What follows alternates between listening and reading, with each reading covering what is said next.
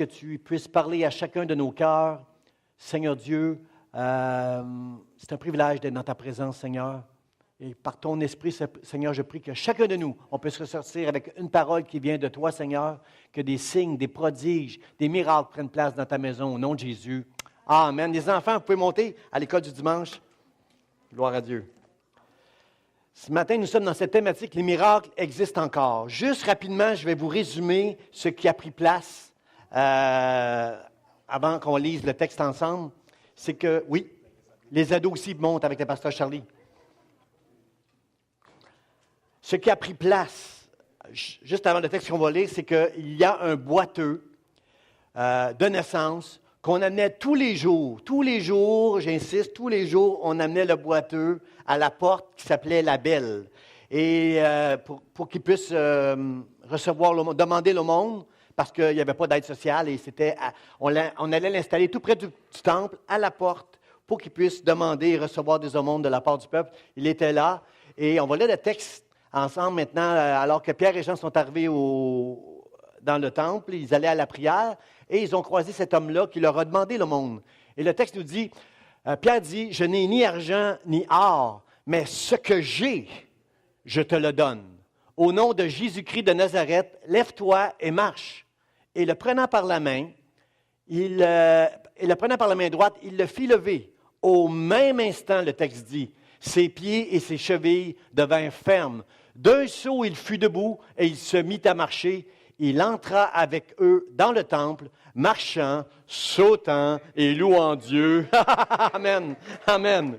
Mettez-vous à sa place, frères et sœurs. Depuis la naissance, je ne sais pas quel âge il avait, mais depuis la naissance qu'il était boiteux, et il était au temple pour recevoir une bénédiction, mais il a reçu une bénédiction beaucoup plus grande que ce qu'il attendait. Et le voici maintenant dans le temple, marchant, sautant et louant Dieu. Frères et sœurs, c'est ça que Dieu attend de son Église. Êtes-vous d'accord avec moi? On a eu un super de bon temps de louange et d'adoration, frères et sœurs. Et l'affaire, c'est que Dieu attend ça de nous, frères et sœurs. En reconnaissance pour tout ce qu'il a fait pour nous, comme on l'a si bien chanté, Dieu attend de nous qu'on marche avec lui, qu'on saute. Sauter, ça veut dire ça, être rempli de joie. Ça se peut pas, quelqu'un disait, ça se peut pas, parce que ce qui choque et bouleverse les gens parfois, c'est notre assurance que nous, on s'en va avec le Seigneur pour l'éternité. Hein? Ça bouleverse les gens. As-tu l'assurance, toi, où tu vas passer l'éternité? Non, toi, oui, moi j'ai l'assurance. Dieu a mis en moi cette assurance. Il est mort pour mes péchés. Je m'en vais au ciel pour l'éternité. Gloire à Dieu. Frères et sœurs, il y a quelqu'un qui a dit, si c'était vrai, là, si tu serais supposé être en train de sauter, danser, puis chanter, puis louer Dieu, si c'était vrai. Ça se peut pas que tu viennes, tu t'assoies à l'église, puis tu passes un dimanche avec quelqu'un qui a mangé un citron, là, ça se peut pas. Est-ce que vous êtes d'accord avec moi? Dieu mérite toute gloire, toute reconnaissance pour tout ce qu'il a fait pour chacun de nous. Et je vois dans ce texte-là, frères et sœurs, un réveil pour l'Église du Seigneur Jésus-Christ. Il y a un message qui a été prêché il y a 2000 ans, et il y a un message que Dieu prêche encore à son Église aujourd'hui. Église Vie d'Espoir, réveille-toi. Dieu veut voir une Église qui marche avec Dieu, qui chante, qui danse, qui saute de joie et qui loue son Dieu. Dieu veut voir ça dans son Église, et il y a tout ce qu'il faut dans ce texte-là pour voir, il y a toute la recette pour vivre un réveil ici dans l'Église d'Espoir et j'espère aux quatre coins du Québec parce que la nuit vient, frères et sœurs. Jésus a dit, la nuit vient où on ne pourra plus travailler. Combien dans les journaux, dans l'actualité, vous êtes en train de vous rendre compte? Lorsqu'on regarde l'économie mondiale, lorsqu'on entend parler du G7, lorsqu'on voit tout ce qui prend place politiquement, économiquement, l'économie est fragile, la météo est bouleversée et bouleversante. Alors que tout prend place, frères et sœurs, pour s'en aller vers... On s'en va vers minuit, là. Jésus va venir à minuit, lui. Mais nous, on s'en va tranquillement vers une noirceur. Et frères et sœurs, c'est le temps de travailler. C'est le temps, la Bible dit qu'à la fin des jours, que le pécheur pêche et que celui qui se sanctifie davantage, parce que là, on va reconnaître les deux. Parce que, frères et sœurs, Dieu attend, dans la fin des temps, une Église qui se lève et qui marche avec Dieu et qui donne ce qui lui a été donné dans le nom de Jésus. Frères et sœurs, cet homme-là n'est pas différent de bien des chrétiens. Parce que cet homme-là attendait une bénédiction. Bien sûr, lui, il attendait de l'or et de l'argent. Lui, il était là pour recevoir quelque chose pour vivre, là. Mettez-vous à la place de cet homme-là. Là. Il n'y a plus de finances. C'est fini pour lui, il ne peut pas travailler. Il n'y a plus de finances. Il compte sur la générosité de la personne qui va passer devant lui, de qu'est-ce qu'il va lui donner. C'est comme ça qu'il va pouvoir manger ou faire fonctionner son foyer s'il est marié. C'est la seule manière pour lui, c'est ça. Sa vie se résume à demander l'aumône. Il n'y a plus de vie sociale, lui. La seule vie sociale qu'il y a, c'est avec les gens qui viennent dans le temple, puis qui prennent une minute avec lui, peut-être 30 secondes pour lui donner, puis que Dieu soit avec toi, que l'Éternel des armées te bénisse, tu comprends? Mais c'est tout ce qu'il y a comme vie sociale. Il n'y a pas de vie religieuse. La Bible est claire. Il était placé tous les jours à la porte du temple pour recevoir une bénédiction. C'est la meilleure place pour être béni. Que ceux qui s'en vont au temple entendent parler qu'on doit prendre soin des pauvres, c'est la meilleure place qu'ils ne pouvaient pas être pour recevoir. Et il était placé tous les jours à la porte du temple. Mais, frères et sœurs, est-ce que vous êtes avec moi pour entendre que tous les jours, il était jamais dans le temple, mais il était à la porte. Voyez-vous toute la différence, frères et sœurs? Il était proche du temple, mais il était à la porte, attendant de recevoir une bénédiction. Frères et sœurs, est-ce que ça ne ressemble pas un petit peu à l'Église? Est-ce que souvent, on n'est pas un peu comme ce monsieur-là? On attend une bénédiction de la part de Dieu. Il y a des personnes ici, vous êtes en train de dire, si Dieu ne fait rien pour moi, s'il ne fait pas le miracle que j'attends, s'il ne fait pas la chose que j'attends, c'est fini pour moi. Je sais que je ne peux pas dire amen à ça, mais je sais qu'il y en a qui sont dans cette situation-là. Ils attendent une bénédiction de Dieu, que ce soit pour leur santé, que ce soit pour leur foyer, que ce soit... Peu importe la raison pour laquelle vous attendez quelque chose de la part de Dieu, vous êtes là jour après jour après jour à attendre la bénédiction de Dieu. À la porte du temple. C'est ce qui se passe, frère et sœur. On peut profiter de tout ce qui prend place. On peut avoir des relations avec les frères et les sœurs. On peut profiter de tout ce qui prend place autour, mais on ne prendra jamais part à ce qui se passe dans le temple. Tant qu'on est dans cette situation où j'attends d'être béni de Dieu, moi, ce texte-là nous amène un peu plus haut d'attendre une bénédiction. C'est sûr que Dieu veut nous bénir, frères et sœurs. Je suis d'accord avec tous les pasteurs, tous les prédicateurs qui diront que Dieu veut nous bénir. Je suis d'accord avec ça. Mais où le bas blesse? Où on a péché, frères et sœurs? C'est en entretenant le peuple depuis des années, sur les pupitres, à déclarer toutes les promesses de Dieu, que Dieu veut nous bénir, que Dieu nous aime, que Dieu veut nous bénir, prendre soin de nous, au point, frères et sœurs, que nos yeux sont sur la bénédiction et sur le miracle au lieu du désir de glorifier Dieu, de marcher avec lui, de sauter, de le louer, avant même qu'on ait reçu notre bénédiction. Mais quand on a nos yeux fixés sur la bénédiction qui ne vient pas, on réclame, on prend toutes les formules que le prédicateur nous a dit. On a dit au nom de Jésus, on a prié, on a fait les choses comme on nous a dit, mais le miracle n'est pas encore venu.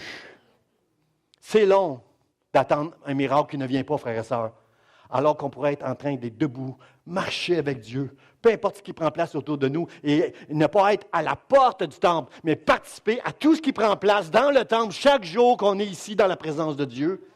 Frères et sœurs, c'est ça que je vois dans ce texte-là. Parce que au moment où Pierre a dit « Au nom de Jésus-Christ », ce nom qu'on a chanté ce matin, frères et sœurs, ce beau nom de Jésus-Christ, toute la puissance qu'il y a dans le nom de Jésus-Christ, lorsque notre foi se met en action, frères et sœurs, tout peut prendre place. Tout prend place. Cet homme-là était dans le temple. Qu'est-ce que j'aime de ce texte-là, frères et sœurs? On parle ici, on est dans les Actes des Apôtres. On est dans un texte qui parle de l'Église naissante. On est juste après la Pentecôte où l'Église a vraiment commencé, frères et sœurs. On est au début de l'Église et il y a des principes dans ce texte-là avec lesquels l'Église des derniers jours ne peut pas négocier à la baisse. Moi, j'étais fonctionnaire et on me dit souvent, le syndicat nous dit, la convention collective va être difficile cette année parce qu'il n'y a plus d'argent dans les coffres. Alors, j'ai connu une année où on a sacrifié un gros, je suis content que le pasteur Charlie est en haut, il n'entendra pas ça, mais il y a eu une année où on a eu 20% de baisse de salaire dans les années de notre convention collective. On a eu toutes sortes de trucs à la baisse parce qu'il n'y avait plus d'argent dans les coffres. Frères et sœurs, ce n'est pas possible avec l'Église du Seigneur Jésus-Christ des derniers jours de négocier à la baisse. Ce que Pierre a reçu, nous l'avons reçu. Il est disponible pour nous aussi.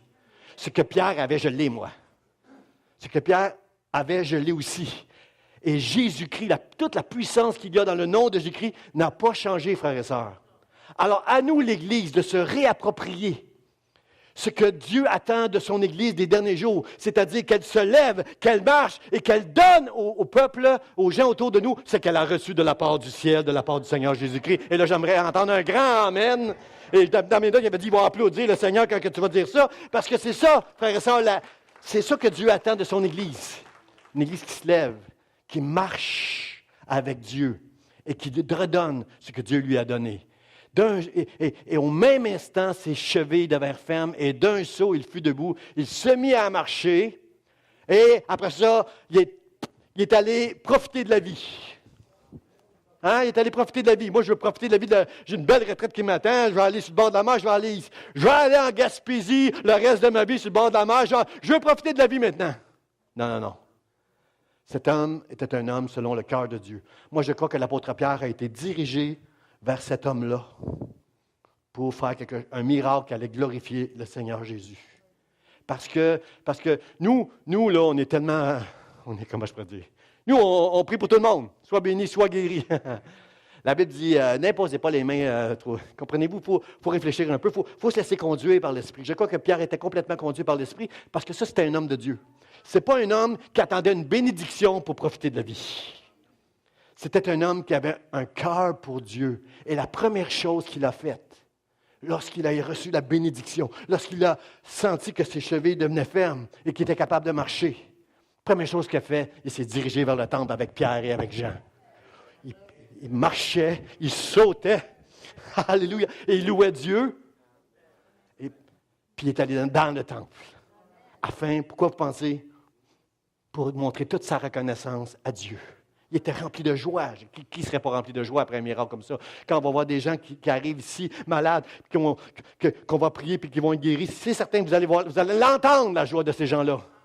Vous allez les voir, ces gens-là, sauter, danser, parce que c'est la reconnaissance. Cet homme-là était rempli de reconnaissance et il entra avec eux dans le temple, marchant, sautant et louant Dieu. Et quand les gens ont vu cet homme-là, frères et sœurs, quel témoignage! Quel témoignage de voir cet homme-là qui voyait assis tous les jours en train de demander le monde. Mais ce n'est pas lui, ce n'est pas celui qui demandait le monde, qui était assis, il n'était pas capable de marcher. Oui, c'est lui. Il est avec Pierre et Jean qui parlent de Jésus-Christ, là. Il est avec lui. Comprenez-vous tout le témoignage? C'est ça, frères et sœurs, le vrai miracle. J'espère que vous avez compris depuis le début de cette série que le vrai miracle, ce n'est pas toujours le miracle qu'on voit là. Ce n'est pas un boiteux qui se met à marcher. Ce n'est pas un bâton qui se transforme en serpent. C'est pas, comprenez, le vrai miracle qui se passe dans nos cœurs lorsque ce qui prend place dans la maison de Dieu nous touche, nous bouleverse, nous change, nous transforme et fait en sorte qu'on va se lever et qu'on va marcher et qu'on va commencer à glorifier Dieu. C'est ça le vrai miracle, frères et sœurs. C'est ça le réveil que Dieu attend pour l'Église d'espoir et pour les églises aux quatre coins du Québec. Une Église qui se lève, qui marche et qui loue son Dieu, qui devient des adorateurs en esprit, en vérité. Pauvre homme, frères et sœurs, parce que en plus d'avoir des problèmes financiers, en plus d'avoir des problèmes de santé, en plus d'avoir des problèmes de vie sociale et vie religieuse bouleversés, en plus, il y avait le regard des autres sur lui. Je me demande qu'est-ce qu'il a fait dans sa vie pour être là depuis sa naissance. Je me demande, c'est-tu lui qui a péché, c'est-tu ses parents? Pourquoi il est là depuis... comprenez-vous, il y a... Pas nous autres ici, on ne ferait pas ça nous autres, je sais, je vous connais tous, tout le monde ici, là, il y a sauf une ou deux personnes, là, mais nous, on ne ferait pas ça. Mais il y en a qui font ça. Savez-vous quoi? Tu n'as même pas besoin de faire ça. Parce que les gens qui sont malades depuis longtemps ont ce propre regard-là sur eux-mêmes. Mais qu'est-ce que j'ai fait pour mériter ça? Tu n'as rien fait pour mériter ça. Parce que si on méritait d'être malade, frères et sœurs, soyons justes, là, on serait tous malades. On serait tous malades. Mais je veux faire cette promesse à toutes les personnes qui sont malades. Je veux faire cette promesse à toutes les personnes qui souffrent en ce moment, peu importe, physiquement, spirituellement ou moralement. Si vous souffrez, j'aimerais vous faire une promesse. Dieu vous aime de tout son cœur. Et peu importe, frères et sœurs, il y a un miracle qui va faire place dans votre vie. Si vous vous approchez de lui, la Bible dit, il s'approchera de vous. À partir du moment que Dieu s'approche de toi, tout va changer. Tout ne sera plus jamais pareil. Parce que Dieu va être avec toi. Amen. Il y avait un regard. Regardez ce que la Bible disait dans Lévitique, chapitre 21, verset 17. Ça disait, « Tout homme qui aura un défaut corporel ne pourra s'approcher Un homme aveugle, un homme boiteux. Il n'ira point vers le voile, et il ne s'approchera point de l'autel, car il a un défaut corporel. Vous pouvez trouver ça dur, hein? Vous trouvez ça dur, hein? Que quelqu'un qui est boiteux, déjà il est boiteux et il est aveugle. Comme si c'est passé. Et lui, il n'a pas le droit de s'approcher de l'autel du sacrifice. Lui, il n'a pas le droit de servir Dieu comme sacrificateur. Lui, il n'a pas le droit d'être dans le temple pour servir Dieu comme nous, chacun de nous, nous pouvons le faire aujourd'hui. Pourquoi? Parce qu'il a un défaut corporel. Puis j'ai mis ces deux-là, mais il y en a d'autres. Là. Les rabbins, même, dans leur livre, à côté de la Bible, là, ils ont développé, il y a 140 types de personnes, avec leur sagesse, là, il y a 140 types de personnes qui ne peuvent pas jamais servir Dieu dans le temple. Alors, vous pouvez imaginer comment c'était dur pour lui, le regard sur lui-même et le regard des autres sur lui-même. Il y avait un défaut corporel. Frères et sœurs, ce n'est pas que la Bible est dure, c'est que où Dieu veut nous amener dans notre vie, c'est un endroit stratégique, bien précieux.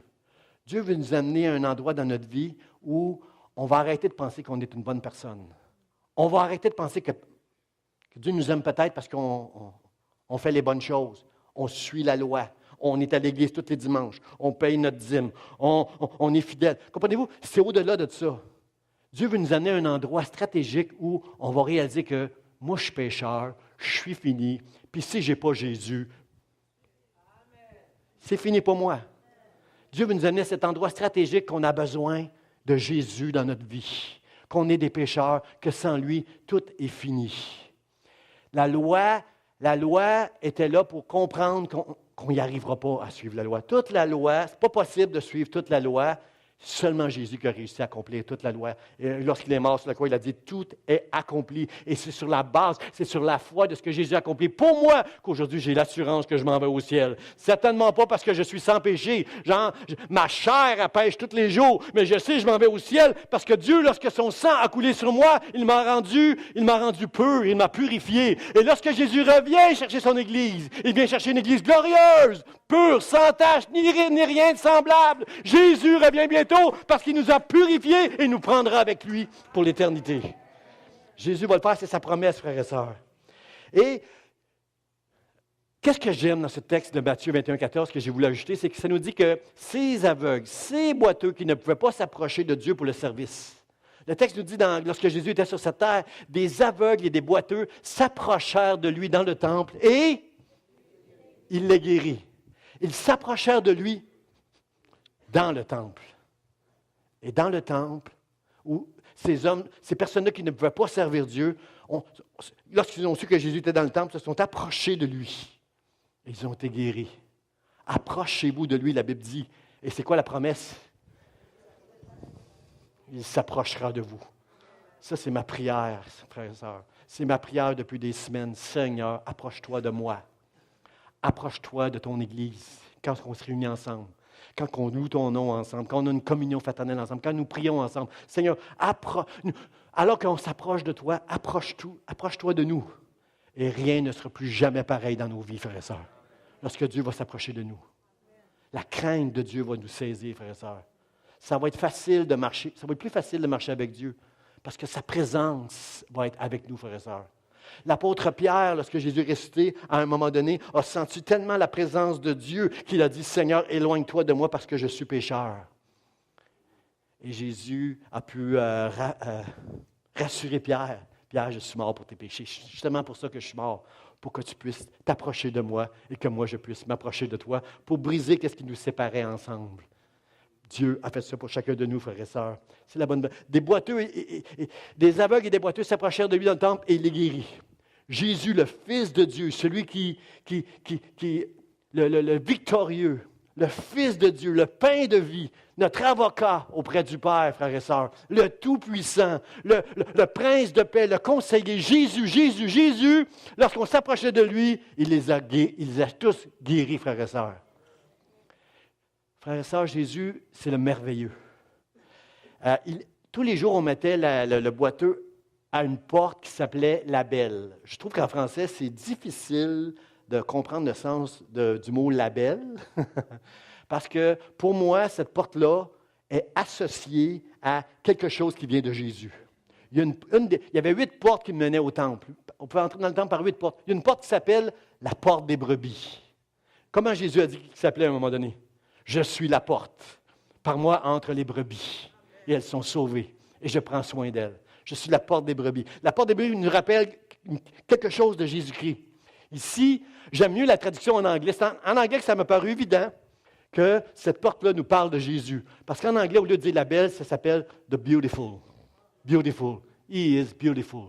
N'est-ce pas que Jésus est beautiful? Il est merveilleusement beau.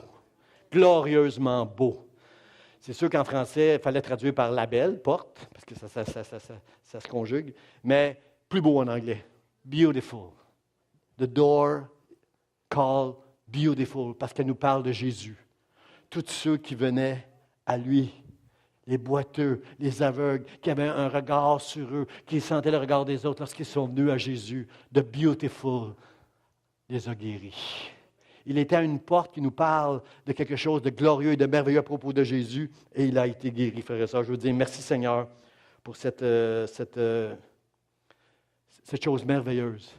Un jour, Jean-Baptiste avait des doutes par rapport à la mission de Jésus, par rapport à qui était Jésus. Il était en prison, puis il avait des doutes, puis il dit, Seigneur, il a demandé à un de ses disciples, va voir Jésus, puis demande-lui, es-tu celui qui doit venir? Et Jean-Baptiste, pour rassurer Jésus, lui a dit, les boiteux marchent, les aveugles voient. Quand Jean-Baptiste a entendu ça, il connaissait la parole, Jean-Baptiste, il a dit, all right. Les boiteux marchent, les aveugles voient. Jésus est celui qui devait venir pour accomplir toute la parole de Dieu et nous permettre d'entrer dans la présence de Dieu. Comprenez-vous toute la différence, frères et sœurs, entre être à la porte du temple et être dans le temple en train de louer et d'adorer Dieu? Frères et sœurs, il y a un message dans ce texte-là pour nous amener l'Église, nous, à se lever et à marcher avec Dieu. Mon premier point ce matin, c'est celui-ci. Pierre avait quelque chose. Il avait quelque chose, frères et sœurs, que l'Église a peut-être égaré un petit peu. Il faudrait prendre un balai et fouiller, chercher cette chose précieuse qu'on a besoin pour que l'Église connaisse le réveil. Il savait très, très bien que cet homme-là avait les yeux sur lui. Il a demandé au monde, à Pierre Jean, le texte nous dit, si vous lisez tout le chapitre 3, il demande au monde, et il dit, écoute, regarde-moi là, j'ai pas d'argent, j'ai pas d'or, mais ce que j'ai, je te le donne. Wow! Là, il y a quelque chose qui a commencé à germer dans la tête de cet homme-là. Frère, cet homme-là était là, je vous le dis encore, là, pour que vous compreniez comme moi, là, tous les jours, il était à la porte, attendant une bénédiction financière, que le lendemain, il va attendre encore, puis encore, puis encore. Qu'est-ce qu'on fait, frères et sœurs? Qu'est-ce que tu vas faire? Qu'est-ce qu'on fait quand tous les jours, on est à la même place dans notre vie, puis on attend une bénédiction qui ne vient pas? Qu'est-ce qu'on fait quand tous les jours, quand on se lève le matin, on est au même endroit dans notre vie? Qu'est-ce qu'on fait, frères et sœurs, quand on est tous les jours à la même place et que le miracle ne vient pas? Le psalmiste, il dit, « Oh, si j'avais les ailes de la colombe, je m'envolerais et je fuirais bien loin d'ici. Je m'enfuirais si je le pouvais. » Mais on ne peut pas, frères et sœurs. Le miracle, frères et sœurs, ce n'est pas que ce monsieur s'est mis à marcher. Le miracle, c'est qu'il s'est commencé à mettre sa foi en Dieu, en Jésus-Christ. Il dit, j'ai ni argent, ni or, mais ce que j'ai quelque chose, mon ami. J'ai quelque chose que ni l'or ni l'argent ne peuvent acheter. Et on peut tous dire ça ici ce matin. J'ai quelque chose de précieux, moi, que rien au monde ne peut acheter. Et au nom de Jésus-Christ, ce que j'ai, je te le donne. Je te le donne. Frères et sœurs, on a besoin de retrouver ce que Pierre a reçu le jour de la Pentecôte. Il faut le retrouver. Combien ici vous avez été baptisés du Saint-Esprit, vous avez été remplis du Saint-Esprit? Et aujourd'hui, lorsque vous êtes face, le Saint-Esprit voudrait vous conduire vers une personne pour prier pour elle, mais vous avez oublié toute cette puissance que vous avez à l'intérieur de vous. Pierre dit, je sais que j'ai quelque chose, j'ai reçu quelque chose, puis je vais le donner, ce que j'ai reçu. Ce que j'ai, je te le donne. Je te le donne, frères et sœurs, ça c'est quelque chose, je te le donne, ça c'est quelque chose qui nous parle de la divinité de Dieu. Le texte nous dit dans Jean 3,16, « Car Dieu a tant aimé le monde qu'il a donné. » Frères et sœurs, on est un chrétien quand on aime donner. OK, ça je savais que j'aurais juste 3, mais j'en étais sûr. Frères et sœurs, un chrétien est appelé à donner. Parce que tout ce qu'on a reçu, on l'a reçu de la part de Dieu. Qu'on soit riche, pauvres, on a tous quelque chose à donner. Même si on est pauvre, frères et sœurs. Parce que je sais, à un moment donné, Jésus était assis à la porte du temple, puis il est devenu tout excité quand une femme, une pauvre veuve, qui n'avait aucune source de revenus, a donné un quart de sou dans le panier d'offrande. Jésus savait qu'elle avait donné un quart de sou et il était tout excité. Puis là, les gens ont dit, mais pourquoi qu'il est excité de même? Je le sais que cette femme-là, elle a tout donné. Parce qu'un homme et une femme qui aiment Dieu, c'est un homme et une femme qui va s'appuyer sur Dieu pour le reste de ses jours, pour ce que Dieu va pourvoir. Et mon Dieu pourvoira à tous mes besoins selon sa richesse avec gloire en Jésus-Christ. La foi, c'est de faire confiance à Dieu. Et Dieu pourvoira à tous mes besoins. Alors Jésus était complètement excité parce que cette femme, en donnant ce quart de... C'est pas le montant, comprenez-vous, frères et sœurs. C'est qu'est-ce que Dieu met dans ta main que tu es prêt à donner que Dieu va bénir. Ce que tu as dans ta main, Dieu va le bénir si tu le donnes. Mais on sait que dans notre génération, on garde on a les poches longues, tellement longues qu'on veut les garder. On ne veut pas redonner. Mais c'est quand on donne qu'on est béni, frères et sœurs. Donnez et il vous sera donné. Vous allez récolter. Ça, c'est plus qu'une promesse. C'est un avertissement, puis c'est une promesse, puis c'est une clé. Vous récolterez ce que vous aurez semé. Tu sèmes peu, tu récoltes peu. Tu sèmes beaucoup. Je donne la chance de dire amen. Là. Tu sèmes beaucoup, tu récoltes beaucoup. Parce que c'est une promesse. C'est la sagesse de Dieu. C'est dans les Écritures partout, frères et sœurs. Ce que tu vas donner, Dieu va le bénir. Je bénis Dieu pour Action Secours parce que la Bible dit, Jésus dit, j'avais faim et vous m'avez donné à manger. J'avais soif et vous m'avez donné à boire. Tout ce que Dieu nous a donné, il veut qu'on leur donne. Pierre n'avait pas d'argent. Tout le monde sait que les évangélistes qui n'ont pas d'argent, les vrais évangélistes qui n'ont pas d'argent, les vrais, tout le monde sait ça. Ceux qui marchent, travaillent pour Dieu. Je n'ai pas d'argent, pas d'argent, mais ce que j'ai, ça vaut bien plus, je te le donne. Ça, c'est merveilleux, frère et sœur. J'ai appelé un homme cette semaine pour le remercier. Il y a quelqu'un qui est déjà venu il y a quelques mois ou quelques années. Je pense que c'est quelques années. Quelques années, ma femme a dit oui. Enfin, merci, correctrice. Il y a un homme qui est venu il y a quelques années, puis il a profité de la banque alimentaire ici. On va fêter l'année prochaine 20 ans d'Action Secours Vie d'Espoir. 20 ans qu'on nourrit des centaines de familles à toutes les semaines avec la boîte de nourriture. Et lui, il est venu il y a quelques années profiter de la banque alimentaire parce qu'il traversait un moment difficile. Aujourd'hui, il est devenu entrepreneur. Cet homme-là a une entreprise sur le boulevard Notre-Dame. Je suis allé avec Guy un jour, on est allé porter le camion là-bas. Il est venu ici. Il a regardé la banque alimentaire, puis il a trouvé ça super, mais il avait une idée en tête. Wow, vous avez fait encore plus que dans mon temps, super, super. Mais lui, il avait une idée dans la tête. Il est venu ici parce qu'un jour, il a profité de la banque alimentaire. Son cœur, c'est de redonner. Il a vu le camion à l'extérieur, le camion d'Action Secours, qui était lettré, c'était vieux le lettrage, là, c'était pas mal vieux. Et lui, sa compagnie, c'est de lettrer. Faire des lettrages commerciaux sur des camions, sur des autos, sur toutes sortes de trucs. Alors, ce qu'il a offert à Mme Joly, c'est « Mme Joly, vous avez fait la différence dans ma vie un jour lorsque j'avais besoin, que j'ai profité de ces paniers de nourriture pendant des semaines, sinon des mois, et maintenant, moi, je veux redonner. Alors, vous allez amener le camion chez moi, à mon lieu de travail, et je vais vous le lettrer gratuitement. Et si vous sortez après l'église et vous voyez le camion, ce camion a été lettré gratuitement par quelqu'un qui un jour a reçu quelque chose et il l'a maintenant donné. N'est-ce pas le message que l'Église a besoin d'entendre ce matin? Dieu nous donne pour qu'on redonne. Dieu nous donne, que Dieu bénisse. J'ai appelé ce monsieur-là, puis c'est pas un chrétien, puis j'ai dit, Monsieur, Dieu va vous bénir, vous. Parce que la Bible promet que quand on donne, Dieu redonne. Il dit, oh, non, j'ai rien donné pour recevoir. Je dis, non, super, c'est super même que vous ne l'aviez pas fait pour ça, mais je vous le dis, Dieu va faire prospérer votre entreprise. Et je le crois de tout mon cœur qu'un jour, il va m'appeler et me dire, vous aviez raison, Pasteur Jean. Mon deuxième point, frères et sœurs, qui, ce matin, dans l'Église du Seigneur Jésus-Christ, entend ce message-là? Alors que Pierre nous dit, au nom de Jésus-Christ de Nazareth, lève-toi et marche. Qui entend cette église, dans l'Église ce matin, de manière personnelle? L'Église doit l'entendre, frères et sœurs, pour connaître un réveil. Mais l'Église, c'est chacun de nous. L'Église, c'est moi. L'Église, c'est Maestro. L'Église, c'est Lolita. L'Église, c'est Rebecca. L'Église, c'est chacun de nous, frères et sœurs. Dites, fiez-vous pas sur les autres pour se lever. Chacun de nous, lève-toi et marche. Entends le Seigneur qui te parle ce matin, qui te dit, lève-toi et marche avec moi. Et ce que je vais mettre en toi, tu vas pouvoir le donner pour aider d'autres à marcher avec Dieu, se lever, puis se marcher avec Dieu. Et tout ça, par la puissance, par la grâce du nom du Seigneur Jésus-Christ que nous avons chanté ce matin. Au nom de Jésus-Christ. Pas en mon nom. Ce que j'ai, je te le donne. Qu'est-ce que tu vas me donner? Qu'est-ce que tu vas me donner, toi, Pierre? Moi, je n'ai rien à te donner, jeune homme. Je n'ai rien à te donner. Mais au nom de Jésus-Christ.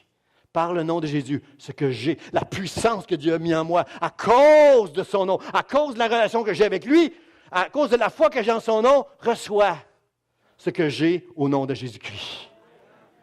Tout ce que vous demanderez en mon nom, je le ferai afin que mon Père soit glorifié. Comprenez-vous, frères et sœurs, le but des miracles? Ce n'était pas juste que je vois la compassion de Pierre, puis je vois la compassion de Dieu dans cet homme qui a été guéri. Mais le miracle était beaucoup plus grand que la bénédiction que cet homme-là a reçue ce jour-là. Ce miracle-là a glorifié Dieu. Tout ce que ferait en mon nom. Jésus a dit, en mon nom, vous imposerez les mains aux malades et les malades seront guéris. En mon nom, vous chasserez des démons. Frères et sœurs, est-ce que c'est une formule? Est-ce que c'est au nom de Jésus-Christ, est-ce que c'est une formule qui va faire que ça va marcher tout le temps nos prières? Ben non, ce n'est pas une formule, frères et sœurs. Il faut prier. Prier pour quelqu'un au nom de Jésus-Christ, il faut avoir un lien avec Jésus, là. Il faut avoir connecté avec Jésus-Christ, là. C'est plus qu'une formule, là, parce qu'il y a un exemple dans Actes des Apôtres où des exorcistes juifs, à un moment donné, ont essayé de chasser des démons, puis ont dit, au nom de Jésus-Christ que Paul prêche, sortez! Ça n'a pas marché. Ça n'a pas marché. Parce que les esprits ont commencé à parler. Puis ils ont dit, Paul, je le connais, lui, mais vous autres, je ne vous connais pas. Et la Bible dit qu'ils sont sortis de la maison, je vais le dire en québécois poli, là, pas des beaux mots. Ils sont sortis sans dessus-dessous. Ils ont été, comme on dit au Québec, ils ont été maganés par les mauvais esprits. Ils sont sortis de la place. Ça n'a pas marché.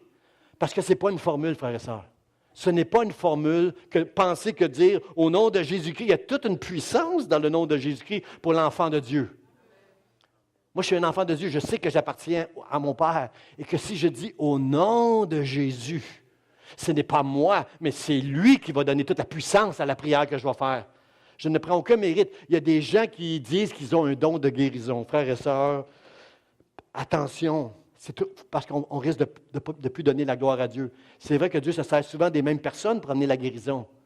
Mais puis, ça m'est arrivé souvent de prier pour des gens puis de voir des guérisons. Mais frère, attention, l'Esprit donne à qui il veut. Il fait des dons à qui il veut. Puis il les retire quand il veut parce que c'est Dieu finalement qui guérit. Ce n'est pas des personnes. Mais j'ai des personnes qui m'ont dit, Dieu m'a donné un don. Dieu t'a fait la faveur de t'utiliser. Super, super. Mais comprenez-vous, ce n'est pas une formule. Ce n'est pas une formule au nom de Jésus-Christ.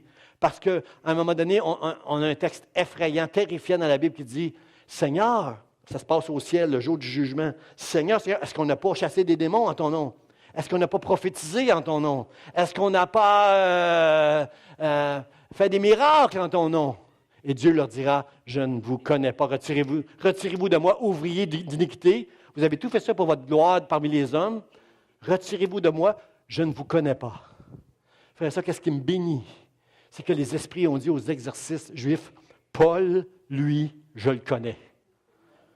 Frères et sœurs, si vous avez donné votre vie, si vous avez remis votre vie entre les mains de Jésus-Christ, Dieu te connaît. Dieu te connaît par ton nom. Alors, pour prier au nom de Jésus, ça prend une vie avec Jésus. Il faut que tu marches avec Jésus. Il faut que tu aies mis ta foi en Jésus-Christ. Il faut que tu crois en Jésus-Christ. Alors, chacun de nous, nous pouvons connaître un réveil ici dans l'Église d'Espoir avec des signes, des prodiges et des miracles. Parce qu'au nom de Jésus-Christ, nous pouvons donner ce que nous avons reçu et voir des signes, des prodiges, des miracles qui prennent place dans sa maison. Et nous allons voir ça dans la fin des jours, frères et sœurs. Nous allons voir ça dans cette Église. si nous recevons ce message, chacun de nous ce matin, que je suis un enfant de Dieu. Et ce que Pierre a, je l'ai reçu aussi. Et je veux le redonner comme ce monsieur qui a lettré les camions. Je veux le redonner dans le nom de Jésus. J'aimerais entendre plus de Amen encore. Pierre a juste fait qu'est-ce qu'il a vu de Jésus. Pierre imite le ministère de Jésus-Christ. D'abord, ils étaient deux. Pierre et Jean marchaient ensemble. Frères et sœurs, je vous encourage à avoir un ami, un frère, une sœur, Pierre et Jean. Jésus les envoyait deux par deux. Pourquoi vous pensez qu'il les envoyait deux par deux? Parce que quand on est deux, on a plus de courage. Quand on est deux, on se sent plus... je ne dirais pas qu'on veut impressionner l'autre, là, mais il y a un petit peu de ça. On a plus de courage pour évangéliser. Tout à coup, là, laisse-moi parler. On l'a l'affaire tout à coup lorsqu'on est deux, frères et sœurs. Deux, il y a quelque chose dedans. Pierre et Jean ne faisaient que répéter ce qu'ils ont vu de Jésus, de ce qu'il leur a enseigné. Ils ont vu Jésus souvent. Ils ont vu Jésus dire à la fille de... Pierre était avec Jairus. Et Jésus, quand il a dit à la jeune fille, Talitha Koumi, lève-toi et marche. Pierre était avec Jésus, avec le paralytique. Quand il a dit au paralytique que les amis avaient amené, lève-toi et marche. Pierre était avec Jésus plusieurs fois. Il était avec Jésus. Je pense que c'est Pierre même qui est allé chercher Timée pour lui dire, le maître te dit, lève-toi, viens, parce qu'il veut te parler. Comprenez-vous, il ne fait que répéter ce qu'il a vu de Jésus. Et il va le répéter. À un moment donné, il y a un monsieur qui s'appelle Aîné dans les Actes des Apôtres, qui lui aussi est paralysé au lit depuis 8 ans. Il va lui dire, lève-toi et marche. Il va même aller plus loin dans sa foi. Il y a une femme qui faisait des bonnes œuvres, qui s'appelait Tabitha. En grec, on l'appelait Dorcas. Tabitha, là, elle est morte à un moment donné. Puis tout le monde la pleurait parce qu'elle faisait des bonnes œuvres. C'était une femme bonne qui faisait une madame jolie là, dans l'église. Puis elle est tombée morte. Pierre, si tu savais toutes les choses que cette femme-là faisait, puis elle était fraîchement, là, ça faisait pas longtemps qu'elle était décédée, Pierre est monté jusqu'à elle, il a pris la main et dit, lève-toi et marche au nom de Jésus-Christ, et cette femme est ressuscitée. Frères et sœurs, ce que j'aime dans ce texte-là, ce n'est pas Jésus qui a fait ça. C'est un homme comme vous et moi qui croyait avoir reçu quelque chose de la part de Dieu et il faisait l'œuvre que Jésus faisait. Il continuait l'œuvre. Est-ce que ce n'est pas ça le rôle de l'Église, frères et sœurs? Est-ce que ce n'est pas notre mission de faire ce que lui, Jésus, faisait? De continuer à faire, de prendre soin des malades, de prendre soin des pauvres, de prêcher l'Évangile. Il y a différentes manières, frères et sœurs, de servir Dieu. Toutes ces choses-là sont bonnes pour servir Dieu, frères et sœurs. Et Isaïe 51, verset 17 nous dit ceci, « Réveille-toi, lève-toi, Jérusalem. » J'aime ce texte-là parce que c'était à une époque où le pain manquait, où il y avait beaucoup de souffrance en Israël. Mais là, Isaïe recommence à donner espoir au peuple de Dieu. Frères et sœurs, est-ce que tu entends ce matin Dieu qui te dit « Lève-toi et marche » et voir qu'un réveil est en train qu'un réveil va prendre place dans l'Église Vie d'Espoir, alors que chacun de nous, on va se lever, puis on va servir le Seigneur de tout notre cœur, marcher avec lui, rempli de joie, sautant comme le boiteux et louant Dieu, en devenant des adorateurs, reconnaissants. Et frères et sœurs, Dieu va multiplier. Dieu va multiplier les signes, les prodiges dans sa maison et des gens vont venir en foule. S'il y avait un seul miracle qui prenait place ici, une personne aveugle qui se met à voir, compris pour elle, qui se met à voir, une seule personne, puis on va avoir les journalistes qui vont venir à la porte pour voir qu'est-ce qui se passe ici à l'Église Vie d'Espoir. Imaginez une Église où semaine après semaine, il se passe des signes, des prodiges et des miracles, et ça ne se passera pas parce qu'on est meilleur que d'autres, mais au nom de Jésus-Christ, par la puissance qu'il y a dans le nom de Jésus, ces choses vont paraître dans son Église, dans notre génération, ici à l'Église Vie d'Espoir, et ceux qui le croient disent Amen.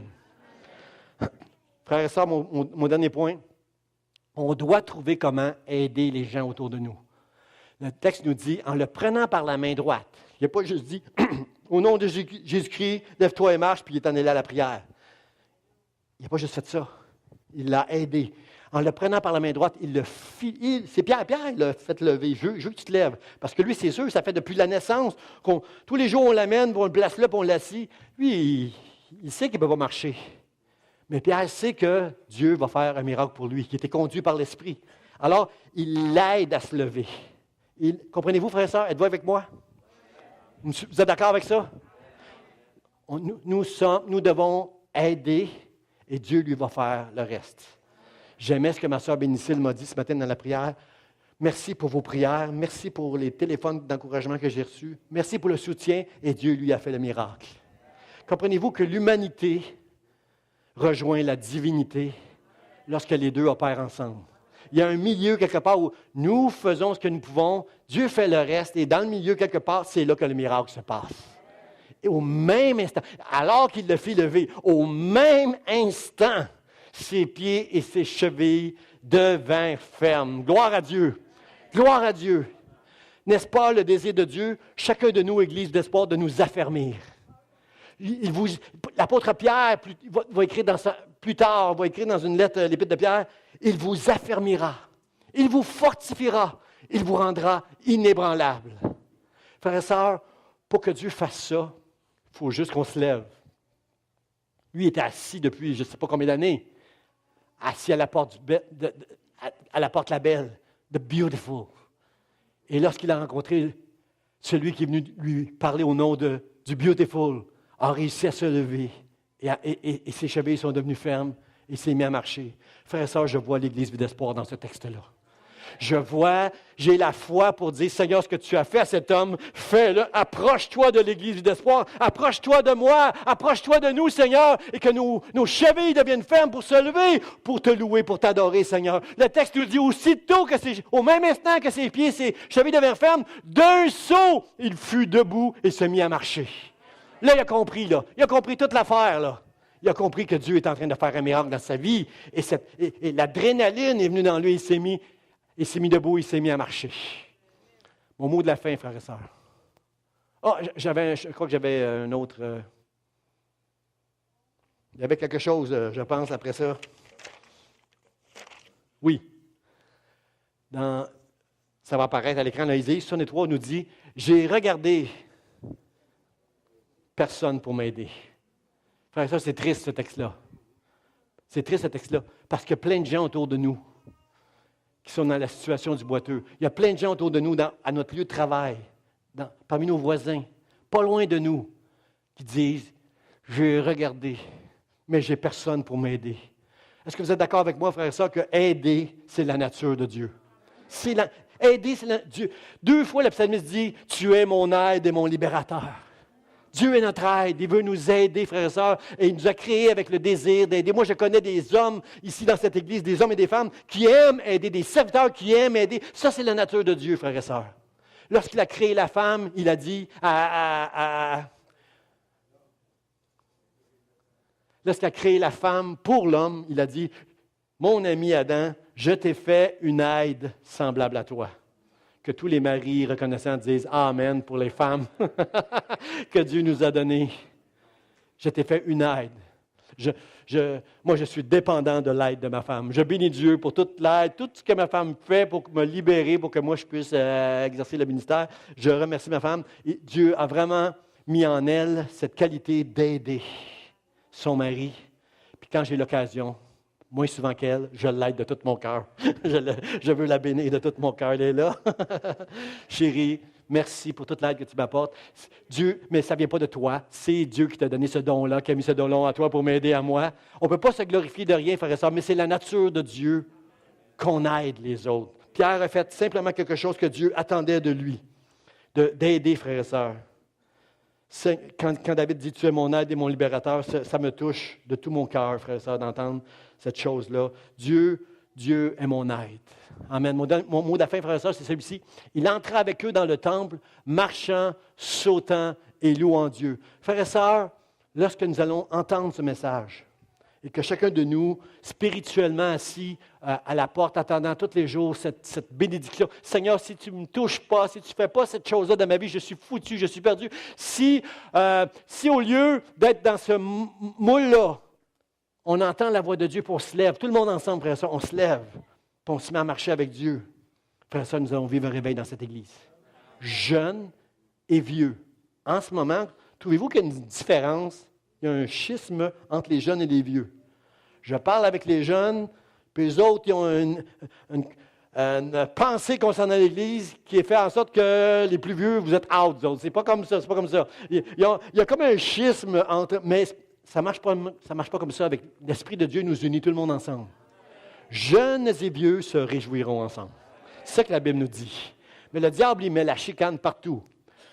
Je pensais que c'était réglé, mais on n'a jamais eu autant de chicanes entre les hommes et les femmes aujourd'hui. Il y a des émissions de télévision, là, je regarde des fois, je zappe, là, puis je vois ça, là, des émissions où on monte les femmes contre les hommes, on monte les Blancs contre les Noirs. Je pensais que c'était fini, c'est le racisme, ou presque, mais non, ça n'a jamais été aussi à la mode. Là. Regardez ce qui se passe partout. Là. Il n'y a jamais autant de guerre entre les Noirs, les Blancs,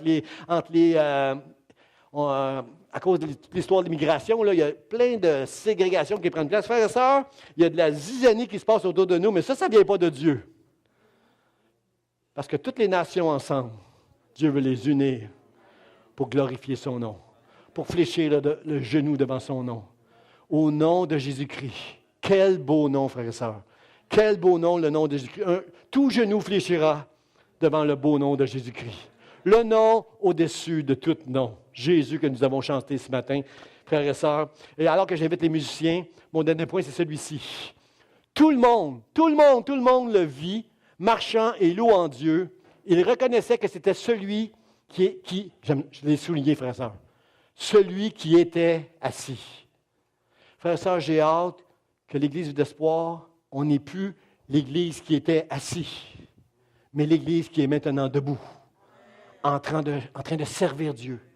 Chacun de nous, on a un rôle à jouer dans la maison de Dieu, jeunes et vieux, que ce soit dans la prière, que ce soit pour donner, que ce soit pour servir quelque part à la technique. J'apprécie mon frère Junior qui était à la technique ce matin. Il a donné son nom à Guy pour apprendre quelque chose en arrière de la technique.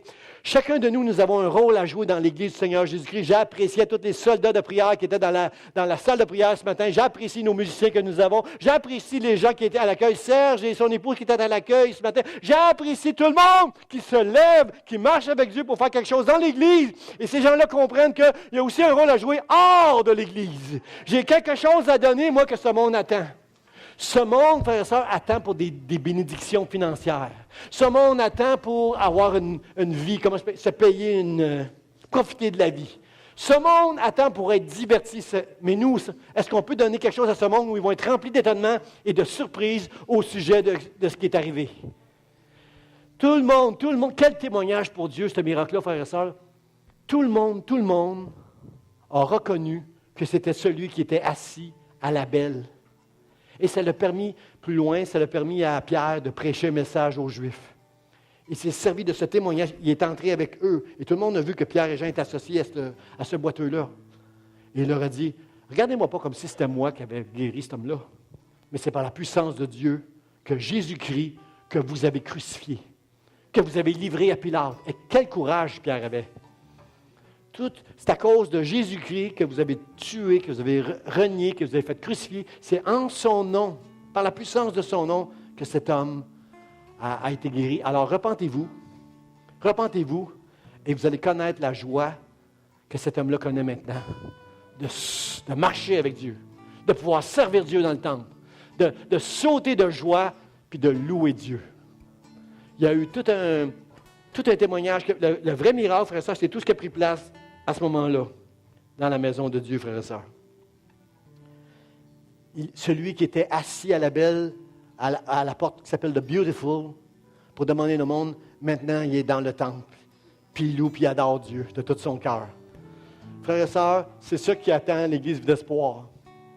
Si on se lève, si on entend Dieu nous parler, si on se lève et on marche avec lui de tout notre cœur, il va nous remplir de cette puissance qui était en Pierre pour redonner aux gens qui sont autour. Et la face de notre Église ne sera plus jamais la même parce qu'on va être des gens remplis de joie, qui marchent avec Dieu, qui sont remplis de la joie du salut. Oh, c'est David, après avoir péché, qui dit « Oh Seigneur, redonne-moi la joie de mon salut. » On va être remplis de la joie du salut, frères et sœurs, et on va devenir des adorateurs reconnaissants. Les gens qui vont rentrer dans cette église vont dire « Wow, quelle présence de Dieu ici. » Mais qu'est-ce qui se passe ici avec ces gens? Ils ont l'air vraiment d'être connectés avec Dieu. Ils n'ont pas l'air, ils sont connectés avec Dieu parce qu'ils ont expérimenté la puissance de Dieu dans leur vie. Frères et sœurs, le pasteur Réal va nous conduire dans un chant qui nous parle du nom de Jésus-Christ, qui honore, qui élève le nom de Jésus-Christ. Et au fur et à mesure que l'on va chanter ce chant, je ne ferai pas d'appel en avant pour qu'on prie pour vous. Mais chacun de nous, frères et sœurs, on a besoin de cette puissance qui était dans Pierre pour nous laisser conduire et faire les miracles que Dieu attend de nous afin que le nom de Dieu soit glorifié. Vous êtes d'accord avec moi? Et alors qu'on va chanter, tous ceux qui entendent de la part de Dieu, lève-toi et marche, puissent se lever de leur place.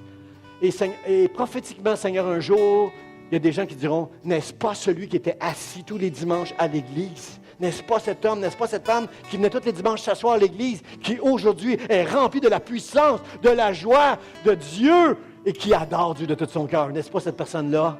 Frère, ça dans le nom de Jésus, je crois que lorsqu'on va se lever et déclarer à Dieu, je veux marcher avec toi, je crois que quelque chose de prophétique va prendre place ici dans ce lieu et qu'il y a un réveil qui est à la porte si on entend ce message-là ce matin, dans le nom de Jésus.